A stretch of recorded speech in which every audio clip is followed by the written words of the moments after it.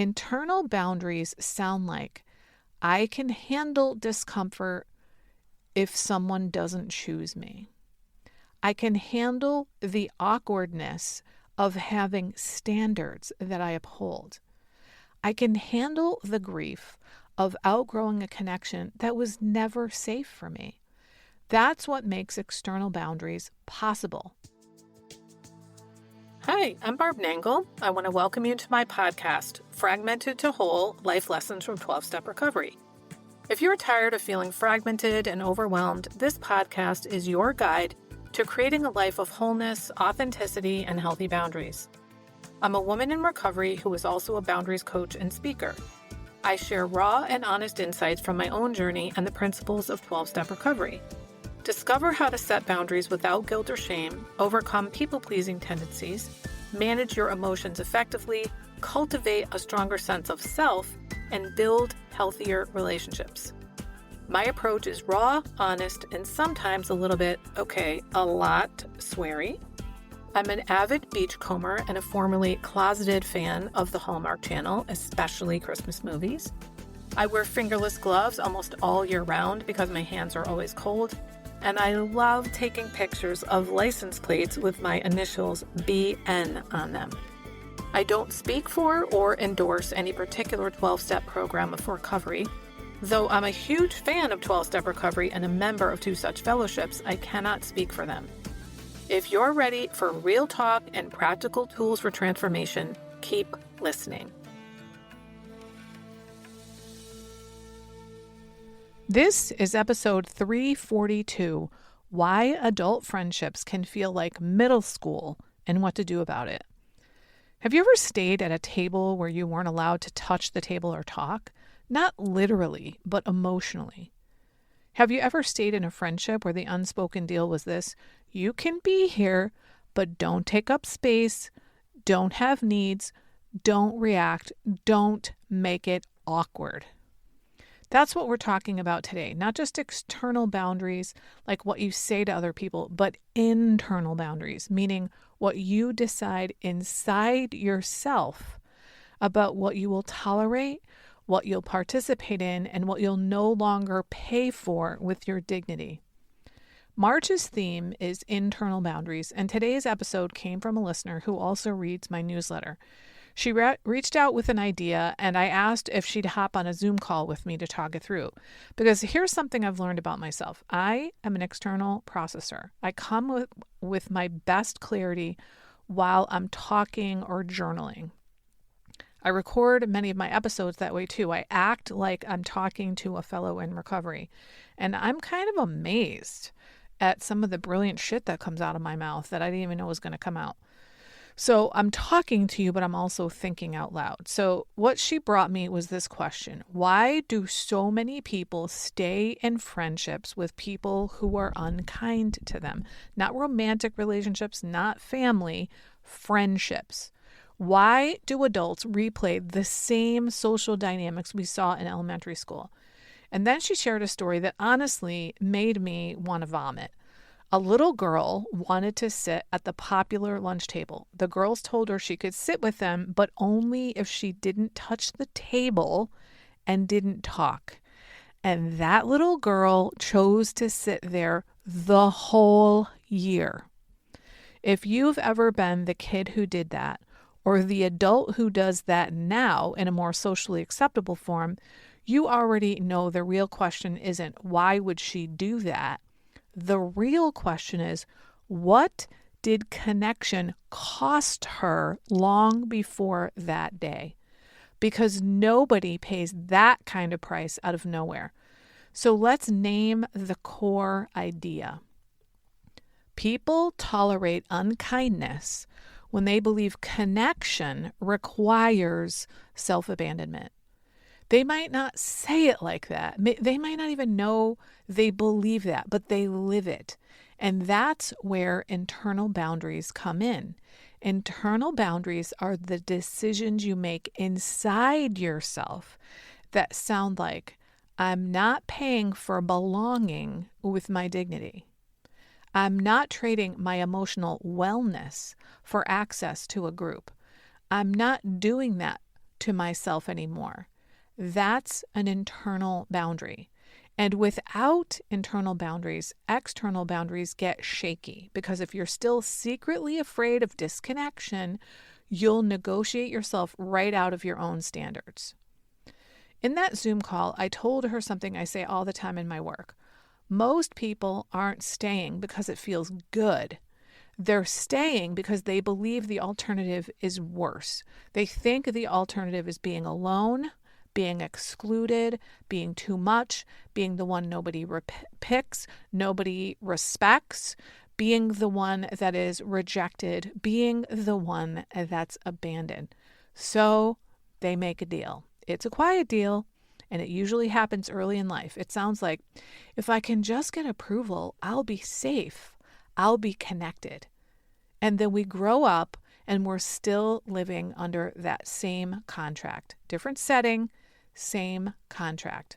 That's why I don't think it's a maturity thing. I work with women typically from their 40s to their 70s, and this shows up constantly.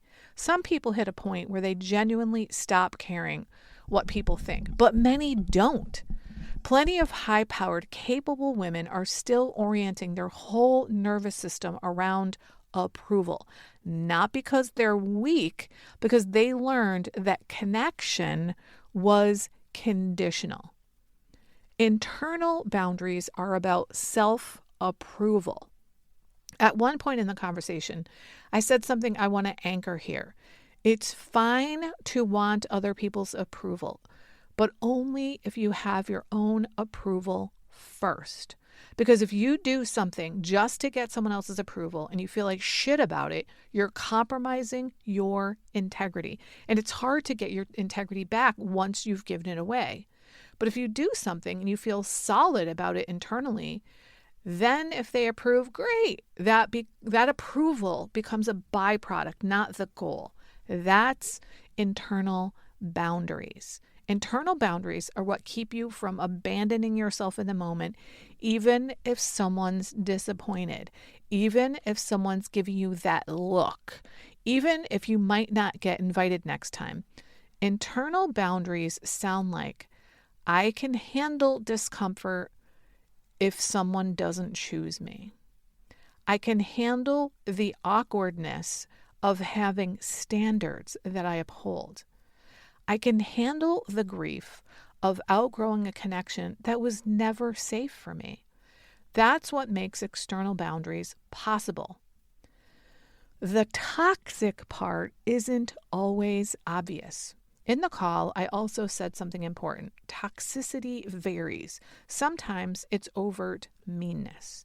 Sometimes it's the popular table cruelty.